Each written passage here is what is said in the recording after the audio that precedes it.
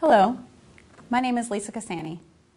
I'm a second-year GI fellow at Vanderbilt University.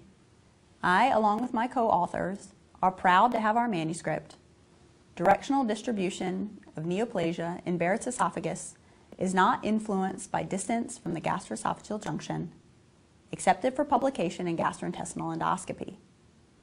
Endoscopic resection of Barrett's associated neoplasia has become an alternative to esophagectomy for both high-grade dysplasia and intramucosal adenocarcinoma.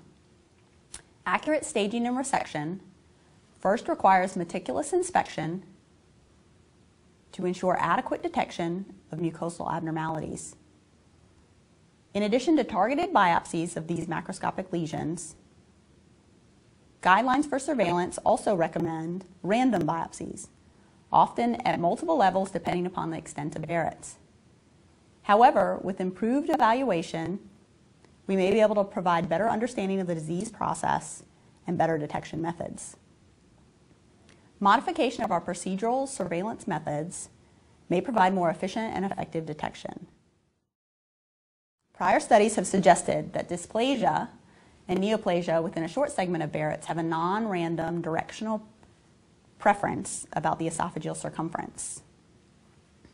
In other words, instead of an equal distribution at each position on a clock face, there's a skewed grouping towards one area of the clock.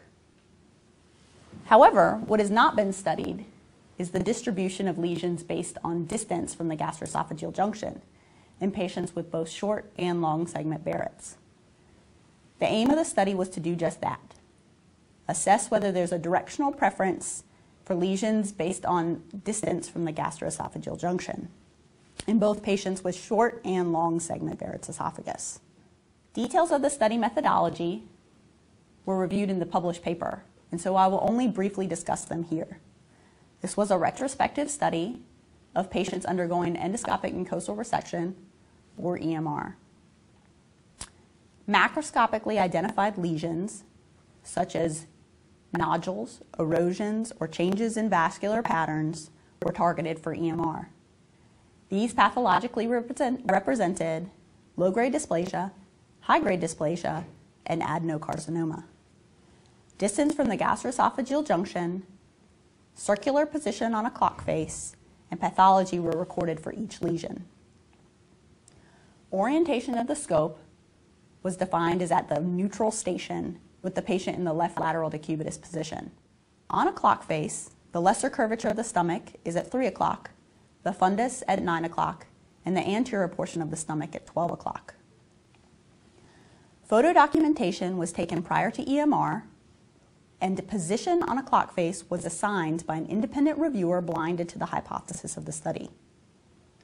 Our measured variable was position on a circular clock face, which is a rarely used data scale within medical research.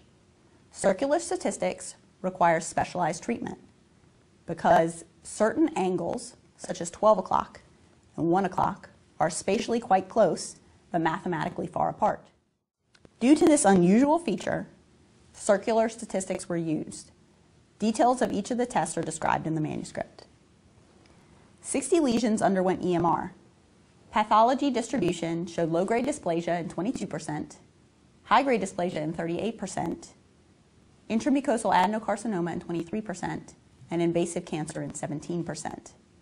62% of the lesions were located within the 1 o'clock to 5 o'clock distribution. This finding was statistically significant, indicating that there was a directional preference about the esophageal circumference. Analysis based on distance from the gastroesophageal junction showed no difference between those lesions located within 3 centimeters and those lesions at 3 centimeters and above. Stratification of a subset of data, excluding low-grade dysplasia, showed no difference as well.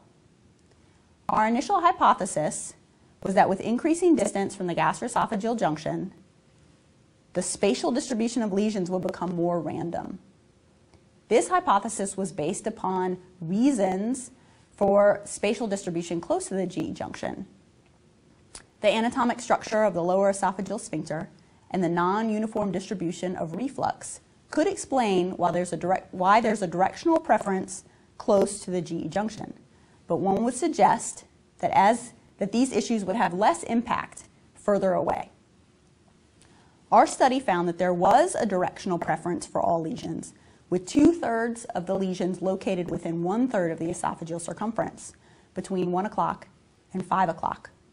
However, in contrast to our hypothesis, our results when grouped by distance from the GE junction showed a predilection for macroscopically identified neoplasia in a similar, non-random distribution. Perhaps, therefore, additional unknown factors may contribute to this spatial relationship. Further research into this area and whether targeted biopsies would improve detection of Barrett's-associated neoplasia is warranted. In conclusion, our study shows that regardless of distance from the GE junction, a particular attention during surveillance endoscopy should be paid to the 1 o'clock to 5 o'clock distribution of the esophageal circumference.